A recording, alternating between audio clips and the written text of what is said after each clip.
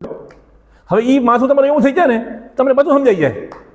પછી તમે મારા દીપકભાઈને સાંભળો એ જો મને 6 વાર પછી એટલે દીપકભાઈ બોલતા હશે તમને લાગે કે આ દીપકભાઈ જો ન બોલો સારું એમ આ ઓલો બોલે રહો ભાઈ સમજતો નથી. એ 500 જણા બેઠા હે, દીપકભાઈ શું બોલે રહ્યા અને ઓલા 500માં શું અસર થાય એ બધું તમને દેખાય. બોલો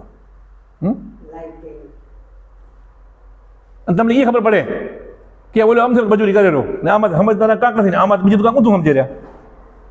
બધું લાઈવ ટેલિકાસ્ટ ખબર પડે હું તમે જાઓ એટલે બધી ખબર પડે. તમે હું કરે બ્રહ્માકુમારી સત્સંગમાં જાઓ ઉમે ખબર પડે કે આ શું કરી રહ્યા.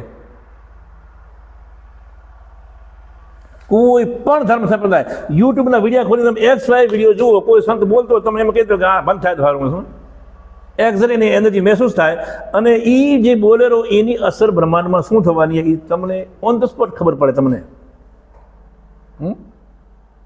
આને જાગૃતિ કહેવાય. આ કરવા આવ્યા તો વિવેક જાગે અંદર કે કરવા જેવું શું અને કરવા જેવું શું નથી. મુખ્ય કામ આટલું જ છે, બીજું કોઈ કામ જ નથી. ભગવાન ભગવાન મૂકો એક ભાઈ બેઠો છે યસે નહીં ક્યાંય સમજ્યા. આ વાત એમ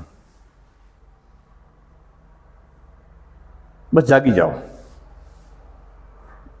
તક હે એટલે બસ જાગી જાઓ. શરૂઆત કરવાની હોશમાં રહેવું. જે કામ હોય કેટલા વાગ્યા